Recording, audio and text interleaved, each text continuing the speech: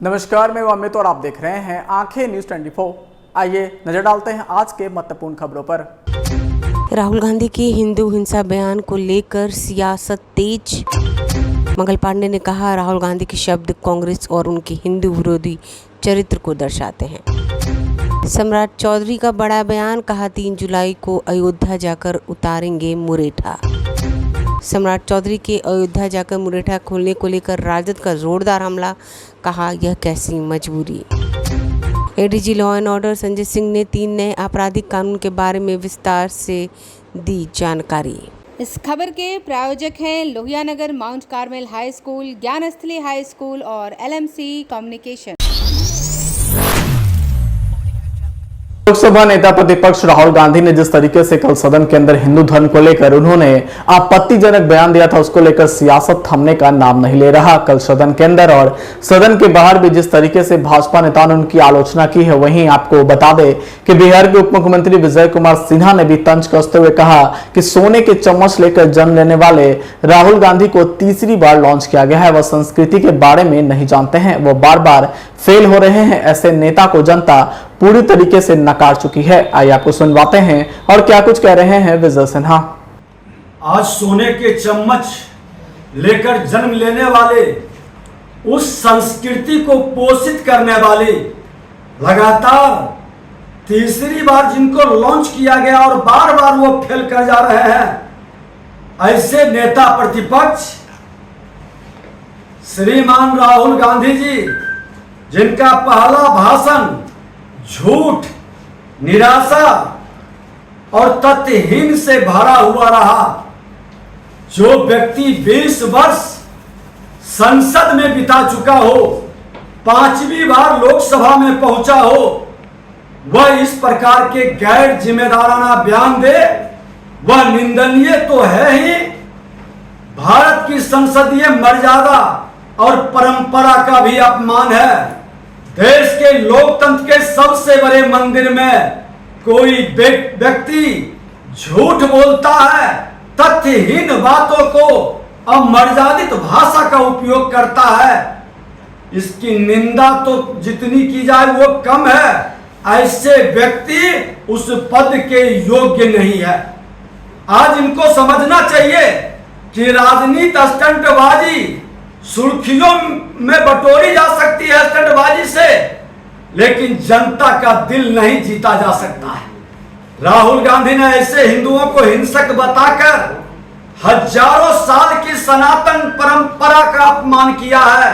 हमारे तमाम उन विचारधाराओं का अपमान किया है जिस विचारधारा से वसुधैव कुटुंबकम का भाव का जन्म ही नहीं हुआ। ये लोगों को जोड़ा है। आज पूरी दुनिया जिस विचार को सत्य, सहिष्णु और शांति का प्रतीक मानती है, उसे ये हिंसक मानती है। जिन महात्मा गांधी के नाम का इस्तेमाल कर गांधी परिवार आज राजनीति में है, उनका अंतिम शब्द हे राम था। ये लोग उस राम को मानने वाले करोड़ों लोगों को हिंसक कह रहे हैं। इनके गठबंधन के लोग रामचरितमानस पर प्रश्न उठाते हैं और हिंदू को जो लोग जहर मानते हैं, इन्हीं के इंडी गठबंधन के लोग हैं। संतों पर लाठी गोली चलाने वाले, सिखों को सरेआम कत्ल कराने वाले ये कांग्रेसी आज कार सेवकों को गोलियों से छलनी करने वाली समाजवादी के साथ गलबहियां कर करके अपने को गौरवान्वित महसूस कर रहे हैं।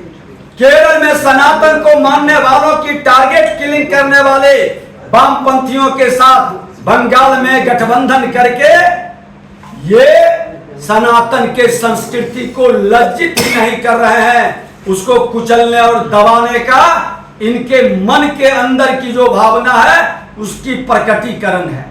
जिन लोगों ने जातिगत पहचान के नाम पर 600 से अधिक लोगों का नरसंहार करने वाले राजनीति को प्रश्रय दिया है, रक्त नीति की राजनीति करने वाले राजद उनकी जोड़ीदार है, जो रामचरितमानस पर एक बार नहीं कई बार प्रश्न भी उठाया।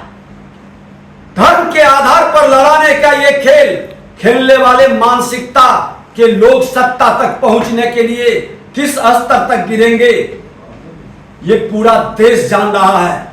जो तृणमूल कांग्रेस उत्पीड़न, अत्याचार, अपराध की पर्यायवाची सब बन चुकी है, उस तृणमूल की सरगना ममता बनर्जी इनके साथ गलबहियां करके चल रहे हैं।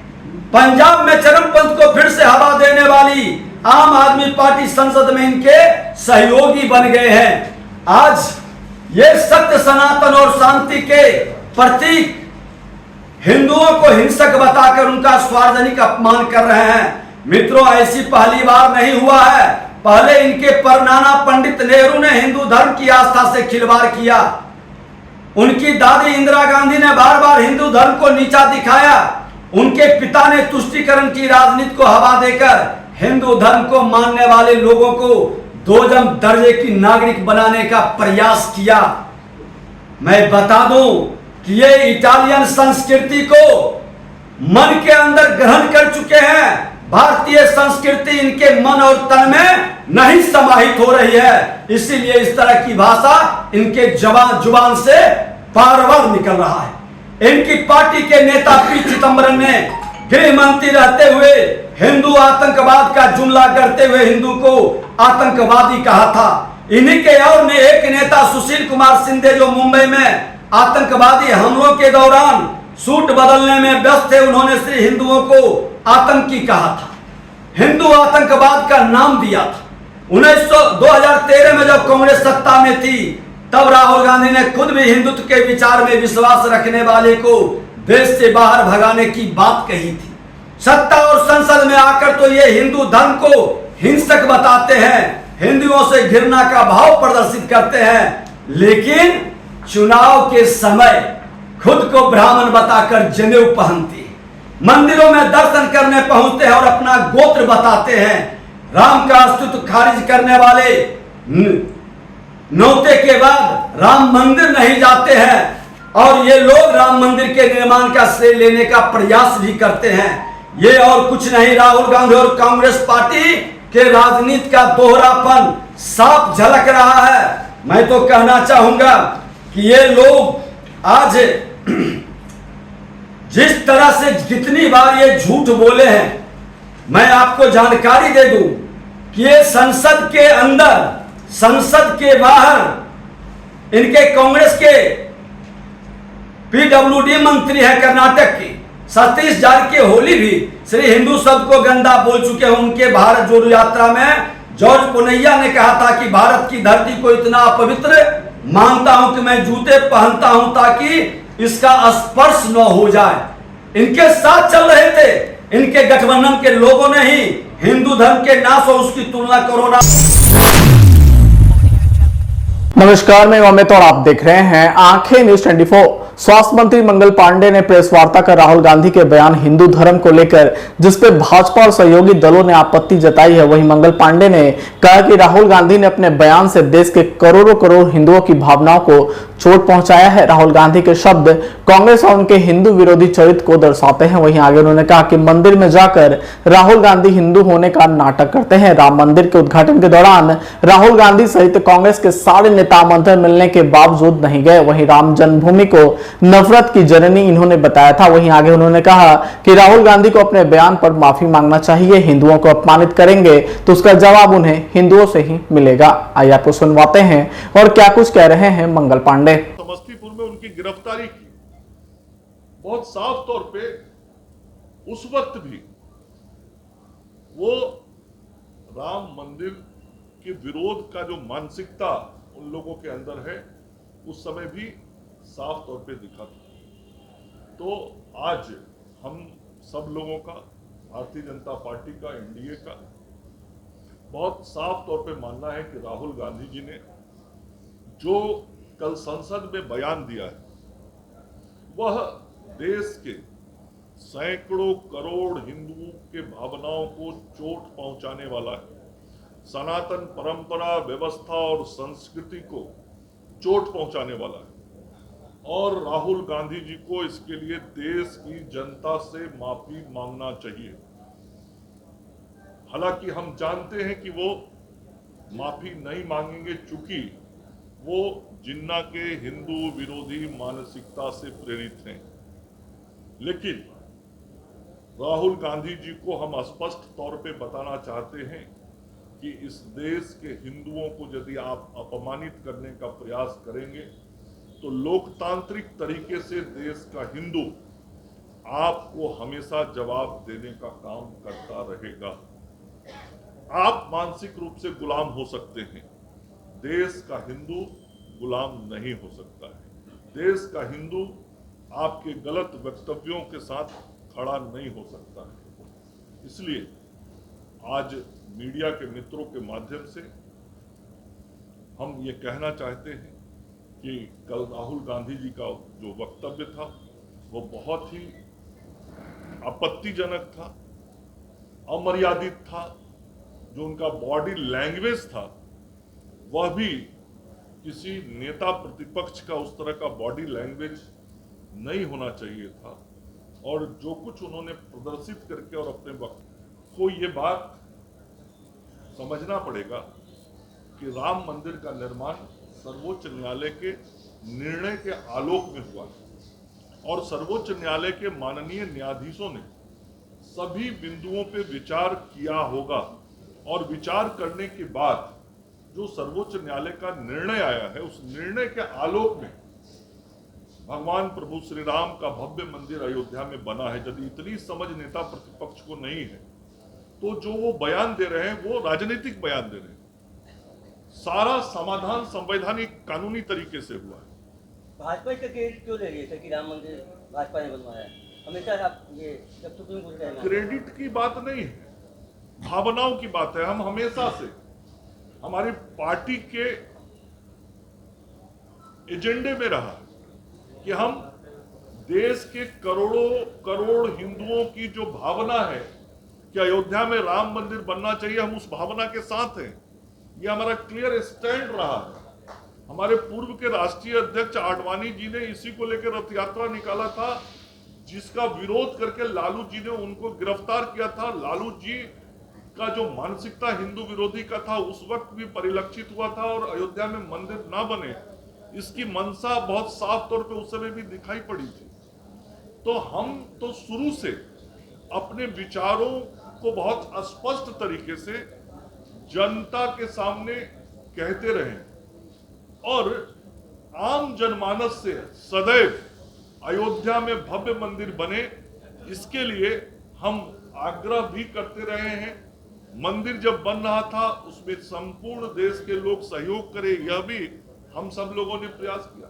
तो हम तो उस मंदिर के निर्माण के कार्य में देश की जनता की भावनाओं का सम्मान करते हुए शुरू से साथ रहे हैं। तो आज जब वो भव्य मंदिर बन गया है, जब वहां उसका उद्घाटन देश के प्रधानमंत्री के रूप में आदरणीय मोदी जी ने किया है, तो इस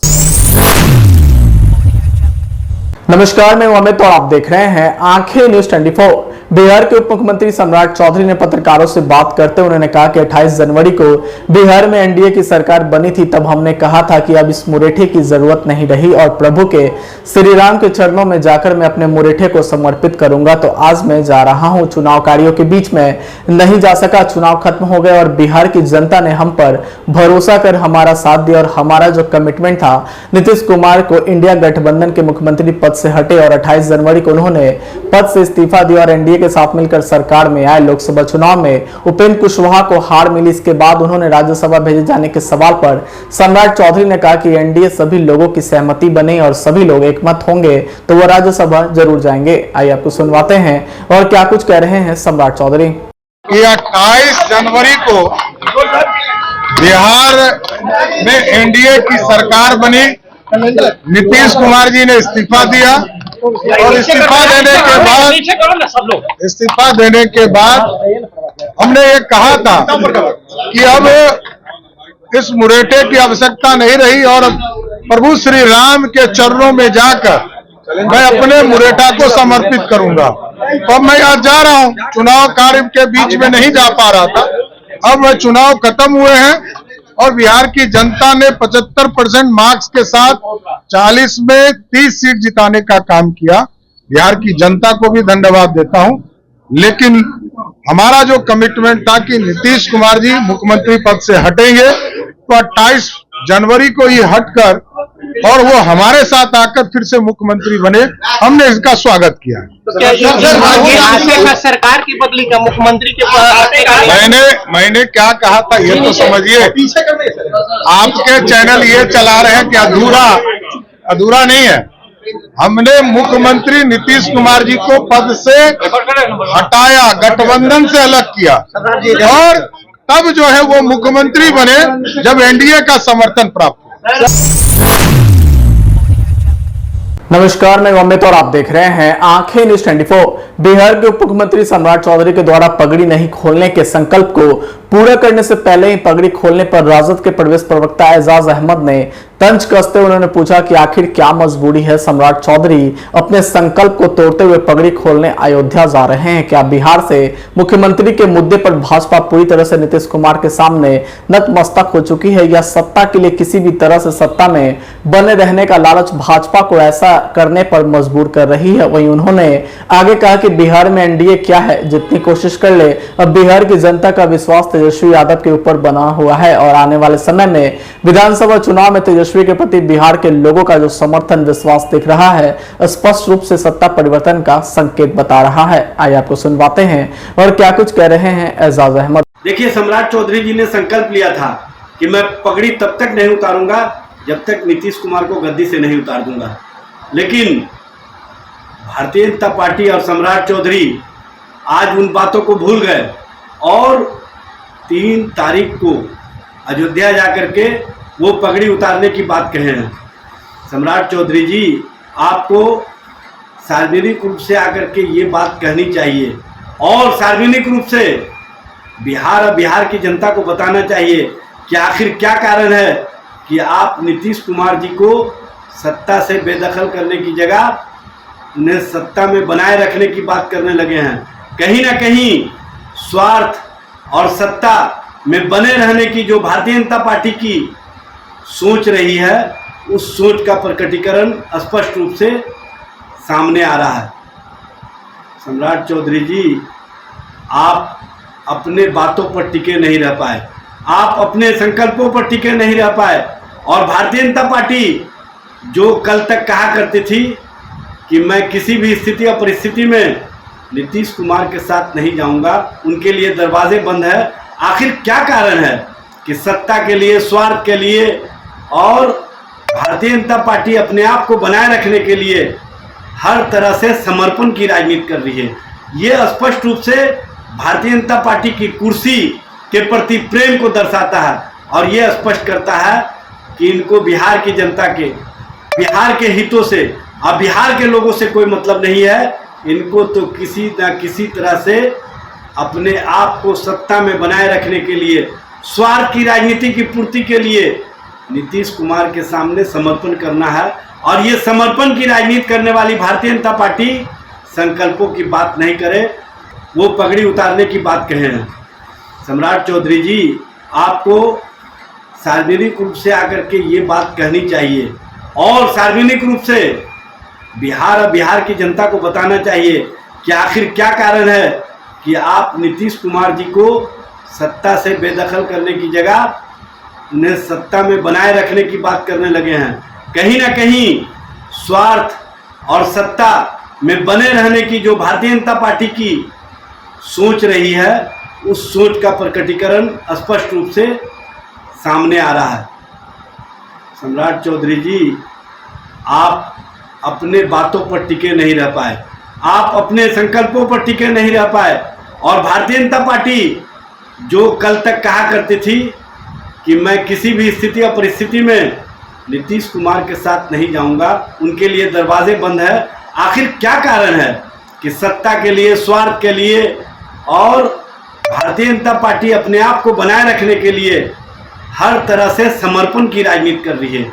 ये स्पष्ट रूप से भारतीय जनता पार्टी की कुर्सी के प्रति प्रेम को दर्शाता है और ये स्पष्ट करता है कि इनको बिहार की जनता के, बिहार के हितों से और बिहार के लोगों से कोई मतलब नहीं है। इनको तो किसी न किसी तरह से। नमस्कार, मैं अमित और आप देख रहे हैं आंखें न्यूज 24। देश भर में आज से नए 3 कानून लागू हो गया है। इसके तहत बिहार के भी लगभग 1300 थानों में भी इस 3 नए कानून के तहत अब कानूनी कार्रवाई शुरू कर दी गई है। बता दें कि इस बात की जानकारी ADG law and order Sanjay Singh ने दी है। उन्होंने बताया कि इसके तहत आज बिहार के जीआरपी गया रेल थाना जो पटना रेल जोन के अंतर्गत आता है वहां सबसे पहला केस दर्ज किया गया है। वहीं केस दर्ज संख्या 144/2024 है। ये एफआईआर धारा 313/317 5 तहत चोरी के मामले में दर्ज की गई है। वहीं आगे ADG law and order Sanjay Singh ने इस बात की भी जानकारी दी कि इस 3 नए कानून की जानकारी पुलिस पदाधिकारियों के साथ साथ आमजनों को देने के लिए पूरे बिहार में एक विशेष कार्यक्रम चलाया जा रहा है। साथ ही बिहार पुलिस की सोशल साइट पर भी नए कानून की जानकारी दी जा रही है। इसमें जो अगर मैं नए कानून की बात करूं तो इसमें तो ट्रायल को जो है विचारण की जितनी भी स्टेजेस हैं, विचारण की कई सारी स्टेजेस होती है, उसमें टाइम फिक्स कर दिया गया है कि इस स्टेज में इतना टाइम लगना चाहिए, इस स्टेज में इतना टाइम लगना चाहिए।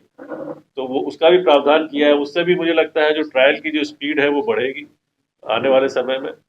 और जहाँ तक स्पीडी ट्रायल की जो आपका ओरिजिनल क्वेश्चन था तो मेरे प्रभाग से नहीं संबंधित है, लेकिन पुलिस मुख्यालय का प्रयास रहता है कि कई जो सेंसेशनल केसेस हो या सेंसिटिव केसेस हो उसको हम लोग लेते हैं। लेकिन ट्रायल की प्रक्रिया में बहुत सारी चीज़ें जुड़ी हुई हैं, केवल पुलिस का ही एक पहलू नहीं है। तो कोशिश लेकिन हमारी ये रहती है कि स्पीडी ट्रायल रहे। और इस कानून के आने के बाद से जैसा मैंने कहा कि ट्रायल की हर स्टेज के लिए एक डेडलाइन फिक्स कर दी गई है। जैसे अनुसंधान में बता दिया गया कि भाई आप 90 दिन तक अनुसंधान पूरा कर लें सामान्य रूप से। ऐसा नहीं है कि 90 दिन में अनुसंधान करना मैंडेटरी कर दिया गया है। बहुत सारे कानून ऐसे हैं जिनमें ये मैंडेटरी है। SC/ST एक्ट में 60 दिन में करना है, गैंग रेप में 60 दिन में आपको अनुसंधान पूरा कर लेना है। लेकिन इसमें ये अपेक्षा की गई कि आप 90 दिन में अनुसंधान पूरा कर लें। यदि आप नहीं पूरा कर पाते हैं तो आपको जो कंप्लेनेंट है, जो सूचक है, उसको एक रिपोर्ट देनी है कि आपने अब तक क्या कार्रवाई की और आगे कितने दिनों में ये कार्रवाई पूरी कर पाएंगे अनुसंधान की। तो उसको भी एक जो विक्टिम है उसको भी एक लूप में रखा गया है, उसको भी जानकारी उपलब्ध कराई जाएगी कि भाई 90 दिन में आपने क्या किया हुई। और जिसमें पहले FIR दर्ज हो गई है, घटना पहले हुई, FIR पहले दर्ज हो गई, उसमें IPC में FIR दर्ज हुई और उसका जो प्रोसीजरल लॉ होता है वो CRPC था। प्रोसीजरल लॉ मतलब उसमें प्रोसीजर डिफाइन किया गया, ट्रायल से लेके सारी चीज़ें अनुसंधान से और ट्रायल जितना भी है। दूसरा बात आता है जिसमें घटना आज हुई और FIR आज हो रही है, तो इसमें जो BNS जो हमारा है भारतीय न्याय संहिता उसमें FIR होगी और BNSS तो आपका प्रोसीजरल लॉ हो जाएगा। बीच में एक जो कॉमन एरिया आता है जिसमें अगर घटना घटी हो 30 जून या उससे पहले या 1 जुलाई से पहले अगर घटना घटती है और वो आज रिपोर्ट कराने आता है, फर्ज करिए 1 जुलाई को घटना मान लीजिए कल रात में किसी के साथ कोई घटना 4 दिन पहले भी हो सकती है, वो दर्ज कराने 1 जुलाई को आता है, तो उसमें क्या होगा? तो उसमें चूंकि घटना जिस समय ये सेटल्ड लॉ है कि जब घटना कोई भी घटती है तो उस समय जो कानून प्रभावी होता है तो प्राथमिकी उसी समय दर्ज की जाएगी। यदि घटना 28 जून 29 जून की है तो उसमें IPC की धाराओं के तहत ही प्राथमिकी दर्ज की जाएगी। लेकिन क्योंकि अब ये दर्ज की जा रही है 1 जुलाई के बाद में, तो जो उसका प्रोसीजर लॉ अप्लाई होगा वो BNS। अगर आप भी अपने दुकान, प्रतिष्ठान, school, college, coaching centre, restaurant, cafe का विज्ञापन देना चाहते हैं, वो भी किफायती दर पर, तो आंखें न्यूज़ 24 लेकर आया है आपके लिए एक सुनहरा मौका। आंखें न्यूज़ 24 न्यूज़ पोर्टल की दुनिया में बिहार का सबसे उभरता हुआ चैनल, जहां बिहार झारखंड से जुड़े तमाम बड़ी खबरें देखने को मिलती है। तो देर किस बात की, आज भी जुड़े आंखें न्यूज़ 24 के साथ। संपर्क करें हमारे WhatsApp नंबर 8935876430 पर। क्या आप पत्रकारिता के क्षेत्र में अपना कैरियर बनाना चाहते हैं? तो आज ही royal Ashoka institute of mass communication and journalism में अपनी जगह सुनिश्चित करें।